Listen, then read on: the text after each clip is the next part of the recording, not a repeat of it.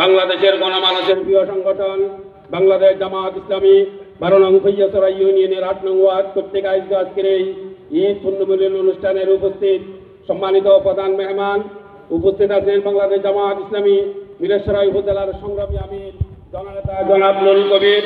উপস্থিত আছেন বাংলাদেশ জামাত ইসলামী চট্টগ্রাম 1 মিরসরা আসন থেকে কেন্দ্র থেকে মনোনীত জাতীয় সংসদ নির্বাচনের মনোনীত প্রার্থী জননেতা জনাব অ্যাডভোকেট সাইফুর রহমান।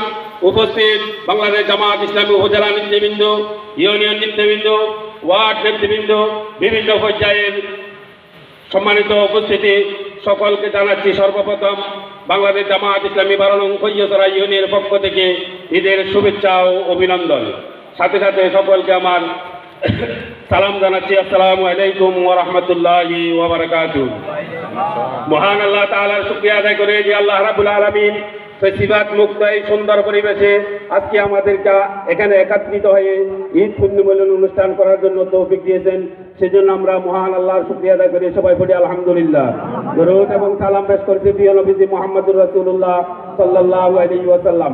বাংলাদেশ জামাত ইসলামী, ইসলামী ছাত্র শিবির এবং বৈষম্য বিরোধী ছাত্র আন্দোলনে যে সমস্ত শহীদেরা নিজের বুকের রক্ত দিয়ে বাংলাদেশকে ফেসিবাদ মুক্ত করেছে, সকল সোহাদায়ে আজমাইনের জান্নাতের সর্বোচ্চ মর্যাদা কামনা করছি। অসুস্থ ভাইদের সুস্বাস্থ্য কামনা করছি। বিশেষ করে আমাদের মাঝে উপস্থিত আছেন আমাদের 12 নং খৈয়াছড়া ইউনিয়নের সকলের সর্বজন ব্যক্তিত্ব, আমাদের সকলের শ্রদ্ধেয় জনাব মাওলানা কাজী ইমামউদ্দিন সাহেব।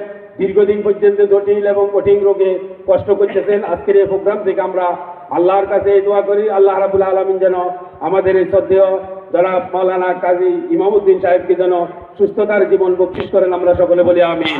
সম্মানিত উপস্থিতি, আমরা অত্যন্ত দুঃখের সাথে এবং ভারাক্রান্ত হৃদয়ে বলতে হয় আজকে আমরা আনন্দের সহিত ঈদ করতেছি। জুলাই আগস্টের গণ অভ্যুত্থানে যে সমস্ত পরিবার তাদের ছেলেদেরকে হারিয়েছে, যে সমস্ত সন্তান তাদের বাবাদেরকে হারিয়েছে, মা বোনেরা জীবন দিয়েছে, ছাত্র ছাত্রীরা জীবন দিয়েছে, তাদের রক্তের বিনিময়ে এই বাংলাদেশ নতুন করে ফেসিবাদ মুক্ত হয়ে একটি স্বাধীন সার্বভৌমত্ব বাংলাদেশ, নতুন বাংলাদেশ গড়ার জন্য সামনের দিকে এগিয়ে যাচ্ছে, ঠিক নাকি বেটি? কিন্তু আমরা অত্যন্ত দুঃখের সাথে লক্ষ্য করছি শহীদের রক্তের বিনিময়ে এই দেশ স্বাধীন হওয়ার পরে এক শ্রেণীর লোক আবার চাঁদাবাজিতে লিপ্ত হয়ে বাংলার মানুষকে অস্বস্তিকর জীবনে পরিণত করেছে, বাংলার আবহাওয়াকে আবার নষ্ট করতেছে, চাঁদাবাজ প্রতিনিয়ত হচ্ছে, বাংলাদেশের মানুষ আবার অতিষ্ঠ হয়ে উঠতেছে, ঠিক নাকি বেটি? আজকে আমরা স্পষ্ট ভাষায় বলে দিচ্ছি এবং শপথ নিচ্ছি বাংলাদেশের